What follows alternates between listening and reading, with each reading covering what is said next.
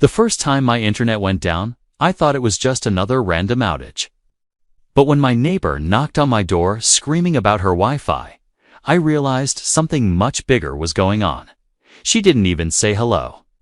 She just started shouting like I had personally ruined her life.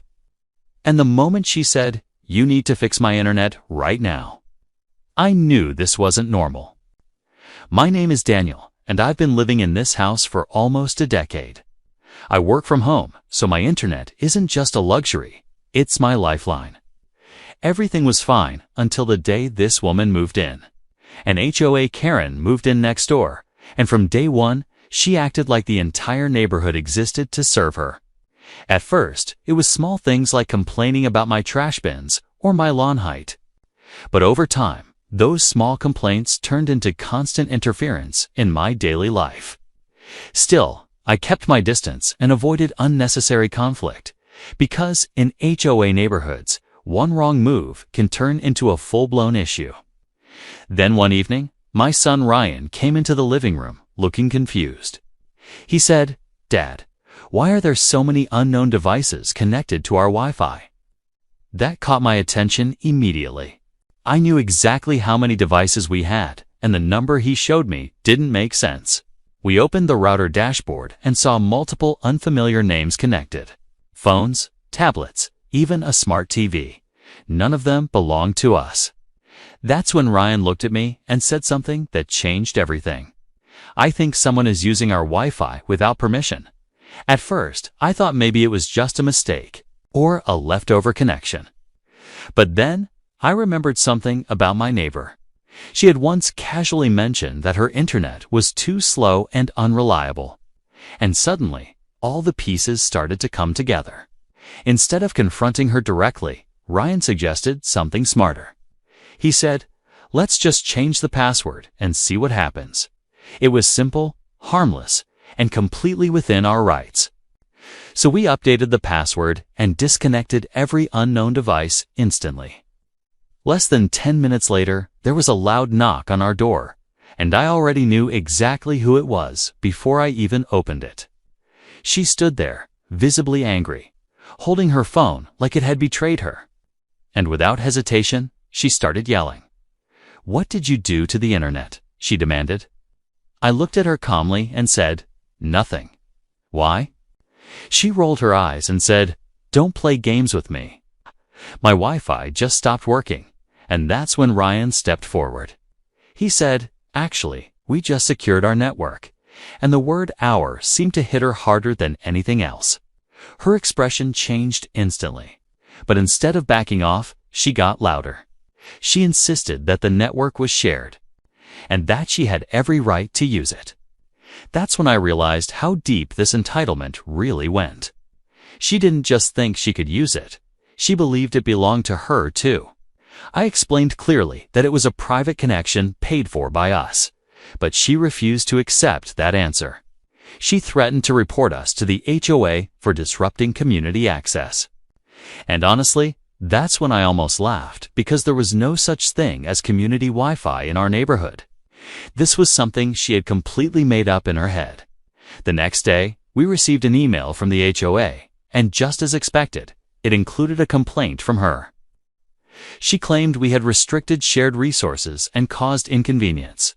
But luckily, this time, we were prepared. Ryan had already taken screenshots of all the unknown devices connected earlier. We had timestamps, logs, and full proof of unauthorized usage. We responded professionally, attaching everything. And for the first time, the HOA couldn't just ignore the situation. A few days later, things got even more interesting because Ryan decided to dig a little deeper into the network logs. What he found wasn't just surprising, it was shocking. There were repeated access attempts even after we changed the password. Different devices, different times, all trying to reconnect. It wasn't just casual use anymore. It was intentional. That's when Ryan smiled and said, "I think she doesn't just want the Wi-Fi. She depends on it," and that changed the entire perspective. We upgraded our security, enabled monitoring, and set alerts for any suspicious activity. And within hours, we started getting notifications again. Someone was trying very hard to get back in, and we already knew exactly who that someone was. A day later, she showed up again, but this time her tone was different. She wasn't shouting, she was almost desperate. She asked if we could temporarily share the password again, and when I asked why, she hesitated. That hesitation told me everything, because people who feel entitled don't usually ask unless they have no choice. After a long pause, she finally admitted something unexpected. Her internet had been cut off weeks ago due to unpaid bills, and instead of fixing it, she had been secretly using ours the entire time. That's when everything made sense. All the attitude, all the confidence. It was built on something she didn't even own, and now it was gone. I looked at Ryan, and he looked back at me. And in that moment, we both knew this wasn't just about Wi-Fi anymore. This was about boundaries, respect, and consequences. Because sometimes people only understand limits when they finally face them.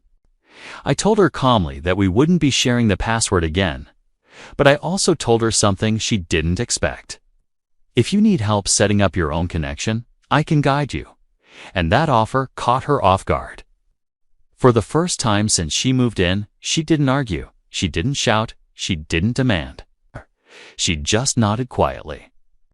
A week later, I saw a technician van parked outside her house, and for the first time, there was no drama, no complaints, no shouting, no entitlement. Just silence and a lesson learned the hard way. After that, she never knocked on our door again, and more importantly, she never crossed that boundary again. Because sometimes, the biggest shock isn't losing access.